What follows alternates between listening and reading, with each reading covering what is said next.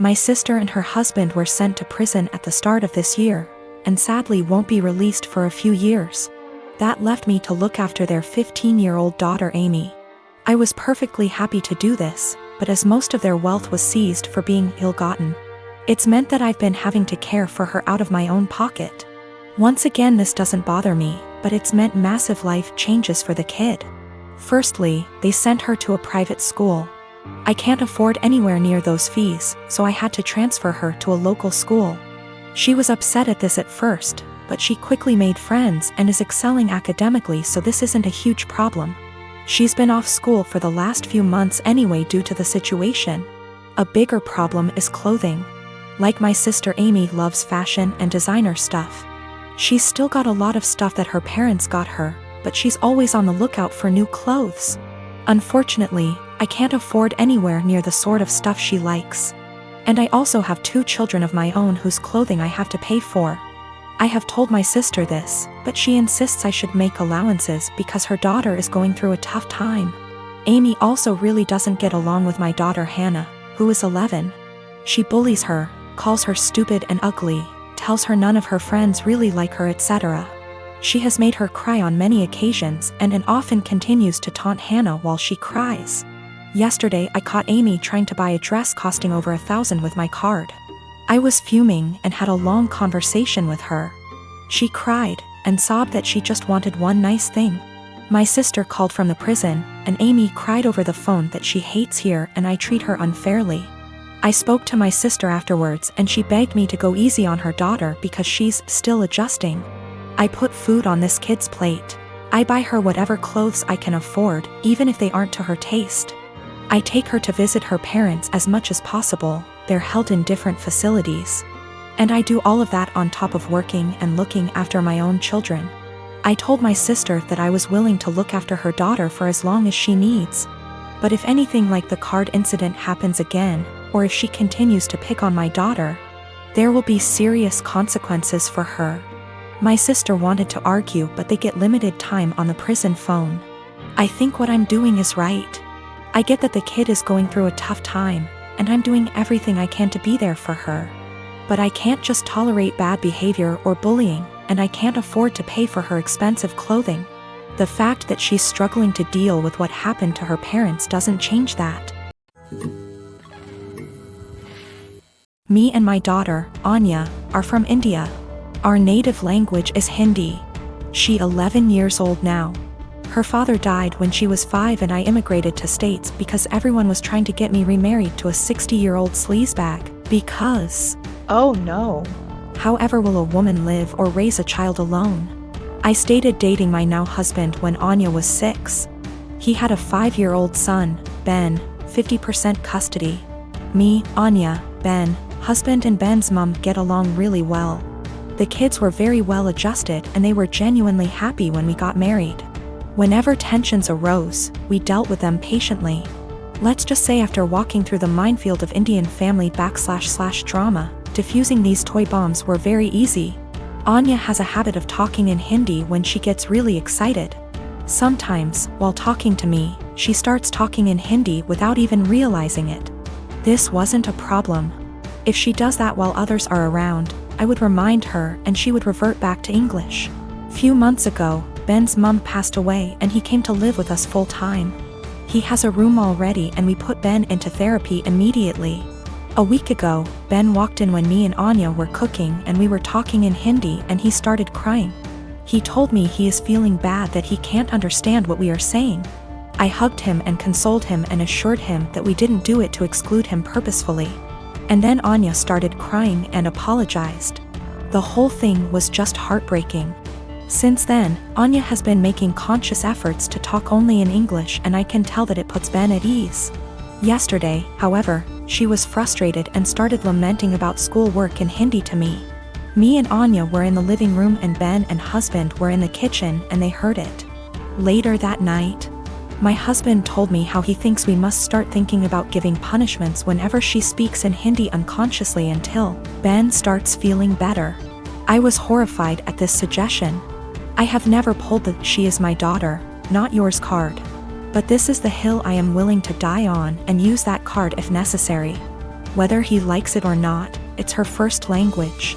Expecting her to always converse in her second language, even when she is feeling some extreme emotions, is just cruel. Especially after she is genuinely making an effort to make Ben feel more comfortable. It's almost like punishing for her heritage or for her being Indian. Of course, this is a huge point of conflict between me and my husband. I think it's unfair to do this to Anya, even temporarily. He thinks me and Anya are unnecessarily making feel Ben bad while he is mourning his mother, while we can try and prevent it.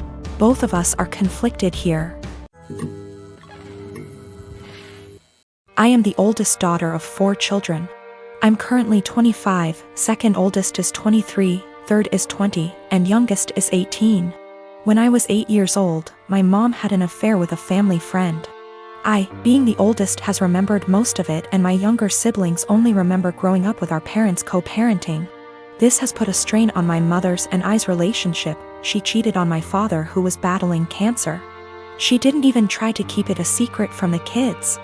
I remember during family /friend gatherings when everyone would be inside and I'd see my mom and the family friend kissing, or doing things in the pool.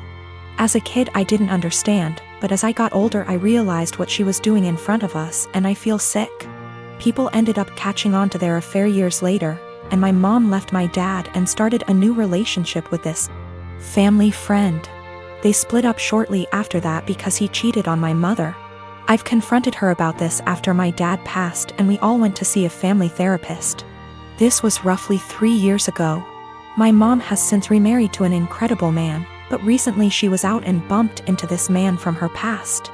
They exchanged emails and she confided in me that they have been sending emails back and forth and are planning to meet up to chat and catch up. I read the messages and it's very apparent that the guy still has feelings. While my mom is trying to make it seem like she's just catching up with an old co-worker.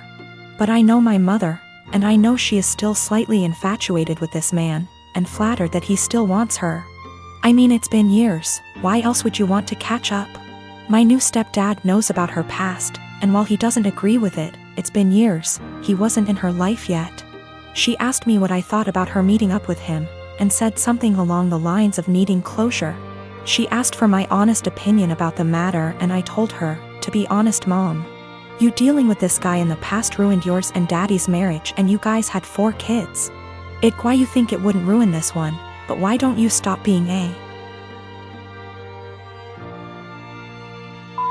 and stop thinking with your and delete this guy's damn email? She cried, said she couldn't believe I just called her and left my house. We haven't spoken for a few days. Today, I got a call from my siblings saying I hurt my mom's feelings and whatever happened between her and Daddy's marriage was between them. I disagree. I had to witness my mom cheating on my father. I watched him die in bed while she was off to God knows where with this man. She asked for my opinion, and my opinion is that she's selfish and who left my dad to die on his own, and she wants to rekindle with this man and possibly cheat on my new stepdad. My boyfriend and I have been together for 2 years. He's a good heart and is normally rational, but his one issue is that he expects to accompany me in every occasion no matter how big or small. He even went with me to my ex-boyfriend's funeral after days of begging. Now my best friend got married few days ago. It was very small and only close family and friends were invited. My boyfriend couldn't come because of the +1 rule. He pitched a hissy fit saying my best friend has no respect for my relationship and was shocked when he learned that I was still going to attend. He told me that if he can't go then I'm expected to not go as well, but that is my best friend and I had to respect her rules. He gave me an ultimatum: either we go together or I stay home with him. I ended up going cause again I respected my friend's rules. He was angry with me and kept calling the entire 2-hour drive, then stopped. Later I got a text from his friend telling me my boyfriend, got into an accident and was taken to the hospital. I freaked out. He gave me the address and I had to leave the wedding and told my friends why. I was crying the entire drive home and kept calling his friend but got no response. I arrived to the hospital and asked about my boyfriend and they checked and told me he wasn't there. My anxiety reached 160% as I kept calling his friends one by one. I just went home and there he was, along with his friend. He saw me and said that he was sorry, but this was the only he can get me home after I left him alone. After the initial shock, I just blew up yelling at him about lying and making me leave my friend's wedding, and having me literally go to the hospital and freaking out cause of him. I kicked his friend out and we got into an argument. He kept talking about how much I love him, thus I left, which is my own doing, not his, and he was just trying to see if I really chose my friend's wedding over him. He then argued that my friend caused this and I shouldn't agree with her to exclude him. I said what he did was horrible and called him horrible and then went to my room. It was awful cause my friends kept calling to check in on him cause they thought he was really at the hospital. He said I overreacted and that I yelled at the wrong person. He has a history of mental health issues but got better the past few months. He also had a recent death in his family which really affected his health generally.